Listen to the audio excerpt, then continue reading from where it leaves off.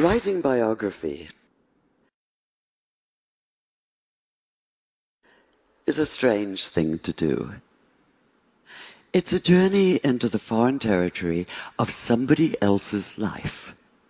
A journey, an exploration that can take you places you never dreamed of going and still can't quite believe you've been, especially if, like me, you're an agnostic Jew and the life you've been exploring is that of Muhammad. 5 years ago, for instance, I found myself waking each morning in misty Seattle to what I knew was an impossible question. What actually happened one desert night, half the world and almost half of history away? What happened, that is, on the night in the year 610 when Muhammad received the first revelation of the Quran on a mountain just outside Mecca? This is the core mystical moment of Islam. And as such, of course, it defies empirical analysis. Yet the question wouldn't let go of me. I was fully aware that for someone as secular as I am, just asking it could be seen as pure chutzpah. And I plead guilty as charged, because all exploration, physical or intellectual, is inevitably, in some sense, an act of transgression, of crossing boundaries.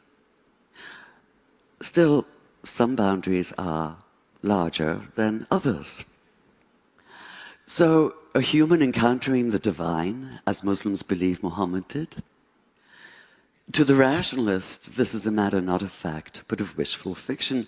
And like all of us, I like to think of myself as rational, which might be why when I looked at the earliest accounts we have of that night, what struck me even more than what happened was what did not happen. Muhammad did not come floating off the mountain as though walking on air. He did not run down shouting, "Hallelujah," and "Bless the Lord." He did not radiate light and joy.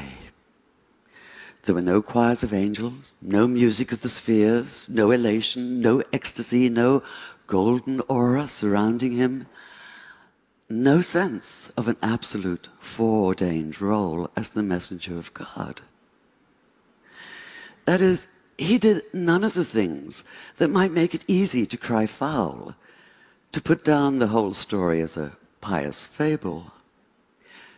Quite the contrary.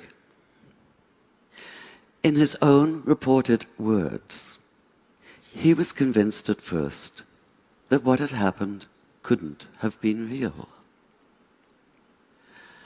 At best, he thought it had to have been a hallucination, a trick of the eye or the ear perhaps, or his own mind working against him. At worst, possession, and he'd been seized by an evil jinn, a spirit out to deceive him, even to crush the life out of him. In fact, he was so sure that he could only be Majnun, possessed by a jinn, that when he found himself still alive, his first impulse was to finish the job himself, to leap off the highest cliff and escape the terror of what he'd experienced by putting an end to all experience. So the man who fled down the mountain that night trembled not with joy, but with a stark, primordial fear.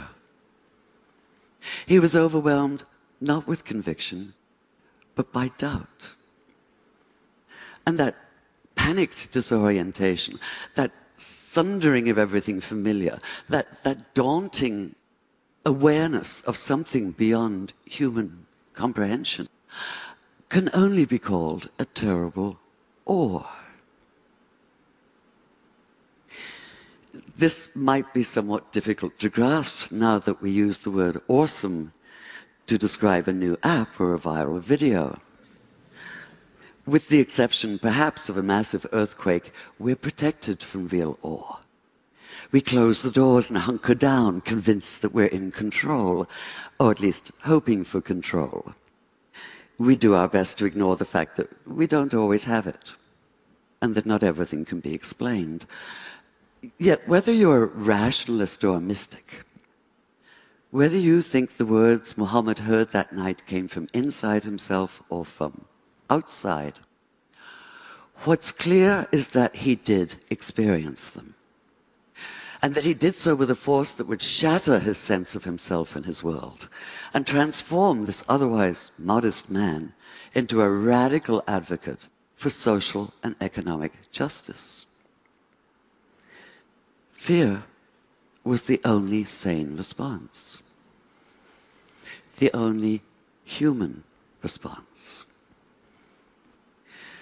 Too human for some, like conservative Muslim theologians who maintain that the account of his wanting to kill himself shouldn't even be mentioned, despite the fact that it's in the earliest Islamic biographies. They insist that he never doubted for even a single moment, let alone despair. Demanding perfection, they refuse to tolerate human imperfection. Yet what exactly is imperfect about doubt? As I read those early accounts, I realized it was precisely Muhammad's doubt that brought him alive for me, that allowed me to begin to see him in full, to accord him the integrity of reality.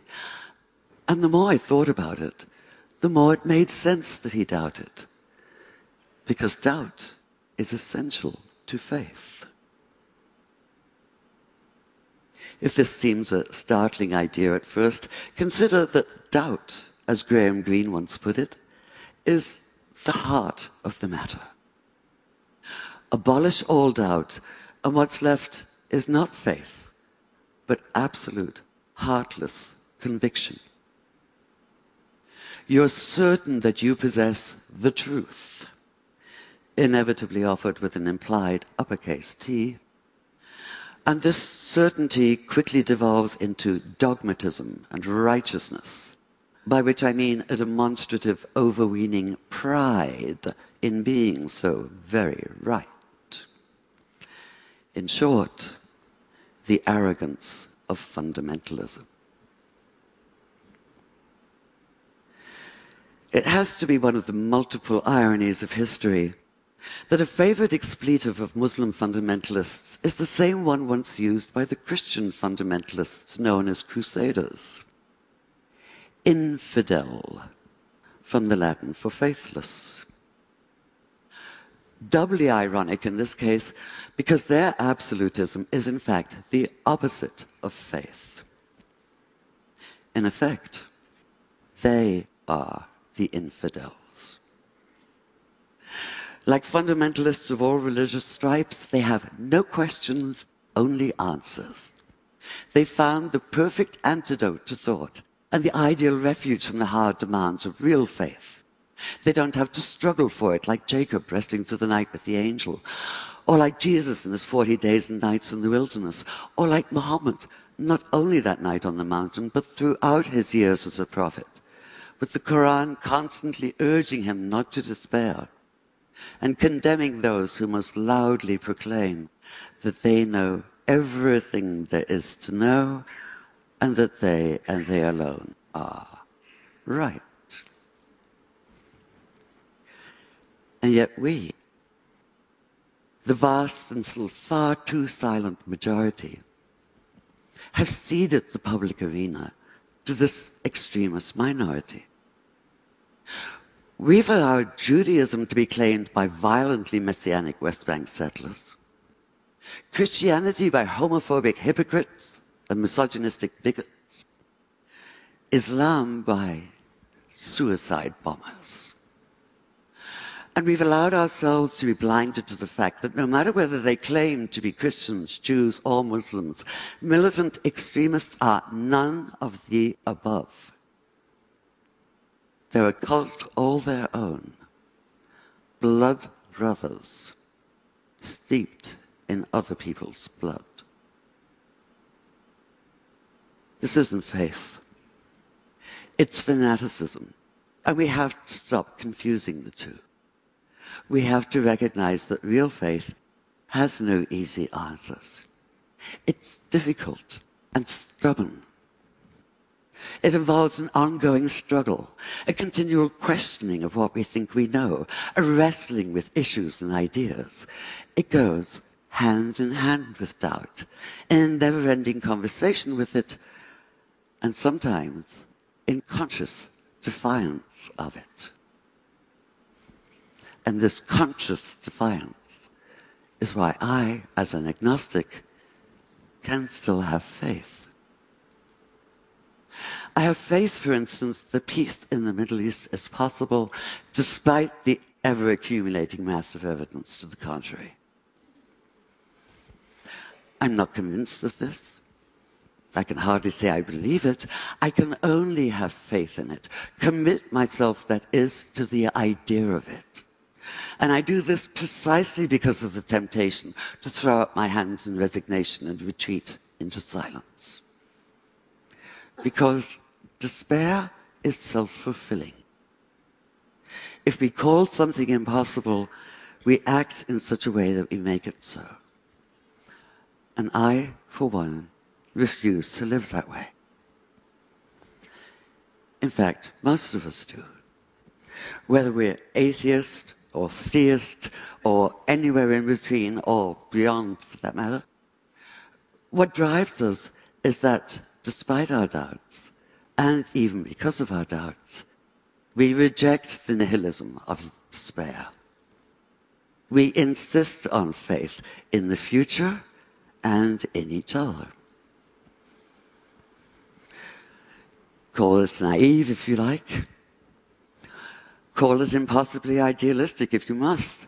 But one thing for sure, call it human. Could Muhammad have so radically changed his world without such faith?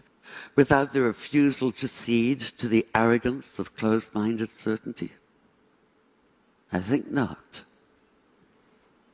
After keeping company with him as a writer for the past 5 years, I can't see that he'd be anything but utterly outraged at the militant fundamentalists who claim to speak and act in his name in the Middle East and elsewhere today.